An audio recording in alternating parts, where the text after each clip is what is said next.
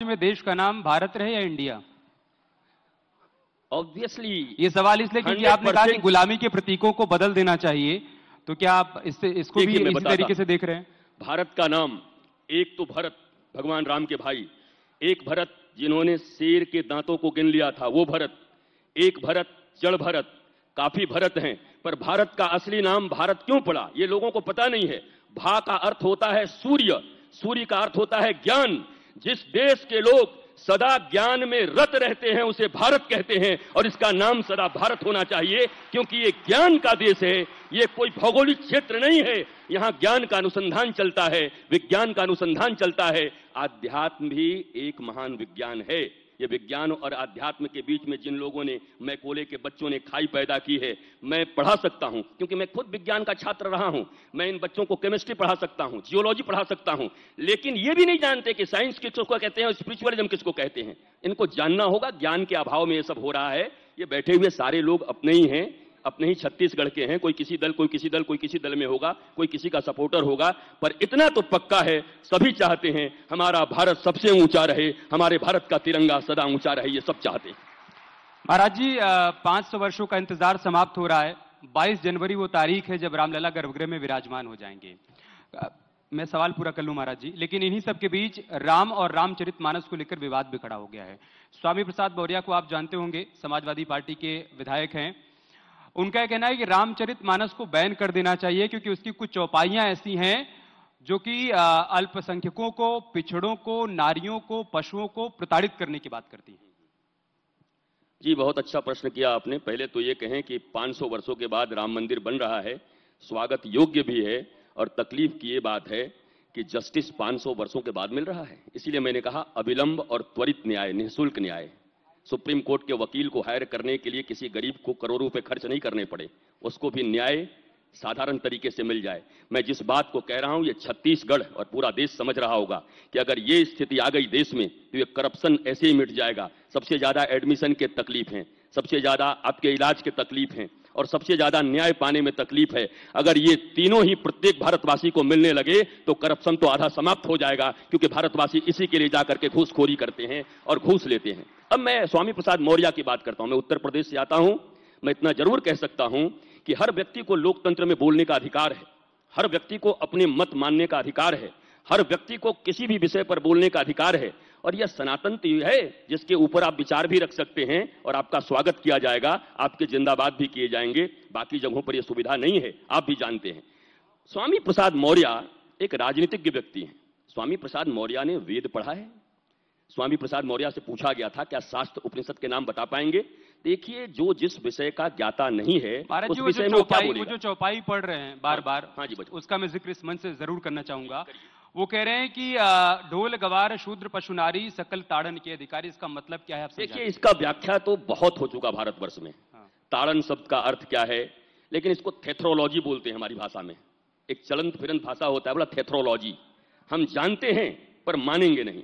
मेरा ऐसा कहना है कि वर्तमान समय में रामचरितमानस में प्रातःकाल उठ के रघुनाथा मातु पिता गुरु नावहि माथा, रामचरितमानस में कहा गया कि परहित सरिस धर्म नहीं भाई।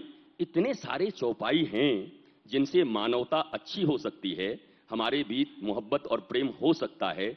उन सारे चीजों को छोड़कर हमें अमित जी को देख करके लगे आपका तो सब ठीक है, नाक आपका ठीक नहीं लग रहा है, हम नाक आपका काट लेंगे।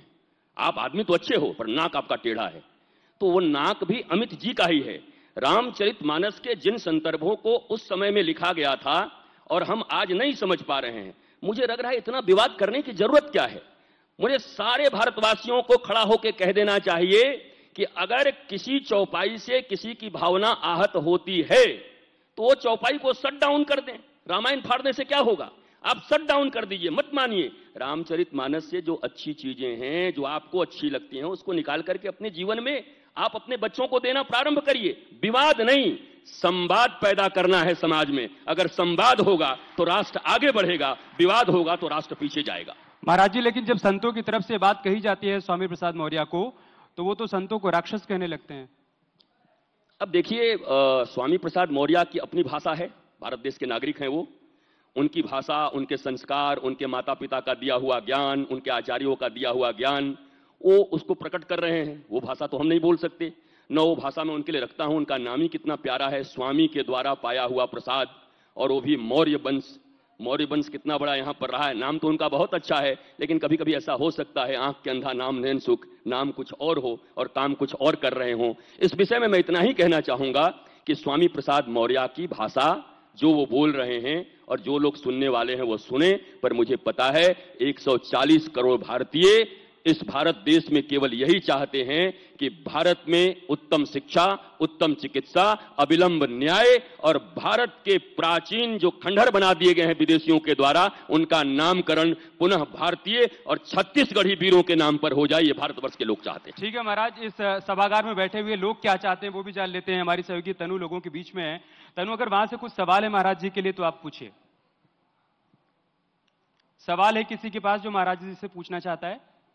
आप अपना हाथ उठा दीजिए, तनु पहुंच जाएंगे आपके पास। जी पंडित जी प्रणाम। महाराज जी पूछिए। सर पंडित जी, एक कथा है जहां शंभुपद वाला कहता है कि राजा अगर किसी दोष में है तो उससे जनता भी बहुत प्रताड़ित होती है। तो आपको अभी के समय में क्या लगता है कि हमारा राजा भी या प्रधान सेवक वैसा हो गया है कि बहुत सारी चीजें देश में घटित हो रही है? उस पर आपका क्या कहना है? देखिए, देश के राजा अगर धर्मयुक्त नहीं होंगे, आप इस बात को मानते हैं कि राजनीति धर्म के साथ होनी चाहिए या धर्म के साथ? पहले आपको यह क्लियर करना होगा। आप ये मानते हैं कि सांप्रदायिक होना गौरव का बात है, यह शर्म का बात नहीं है? क्योंकि संप्रदाय शब्द का आप अर्थ नहीं जानते हैं। संप्रदाय का अर्थ आप जानते हैं हिंदू मुसलमान। संप्रदाय का अर्थ होता है सम्यक प्रकार से हमारे पूर्वजों ने जो विद्या हमको प्रदान की है उसको संप्रदाय कहते हैं, और ऐसा सांप्रदायिक होना गौरव का बात है। 70 साल तक ये देश सांप्रदायिक और गैर सांप्रदायिक ध्रुवीकरण में झूलता रहा, लेकिन संप्रदाय का अर्थ नहीं मालूम। संप्रदाय का अर्थ शास्त्रों के अनुसार निकालोगे कि मैकोले बताएगा कि संप्रदाय किसे कहते हैं, हमारे शास्त्र बताएंगे। जो हमारे पूर्वजों ने हमको दिया है हम उसको सहेज के रख रहे हैं, इसको संप्रदाय कहते हैं। इसमें शर्म की क्या बात है? हम सांप्रदायिक हैं। दूसरी बात, राजा का अगर दोष हो तो प्रजा को भोगना पड़ता है, और यह भी पक्का है कि प्रजा दोष वाला हो तभी तो दोष वाला राजा चुनेगा। तो प्रजा को भी पहले ठीक होना पड़ेगा। प्रजा निर्दोष हो जाए, मुर्गे और दारू लेकर के वोट देना अगर बंद कर दे, ठेकेदारियों पर अगर वोट देना बंद कर दे और केवल अपने राष्ट्र की चिंता करके, अपने आने वाले भविष्य की चिंता करके वोटिंग करें, तो राजा को भी सही होना पड़ेगा, धर्मयुक्त होना पड़ेगा। ऐसे भारत का निर्माण करना होगा। तनु, और कोई सवाल है उधर से? जी।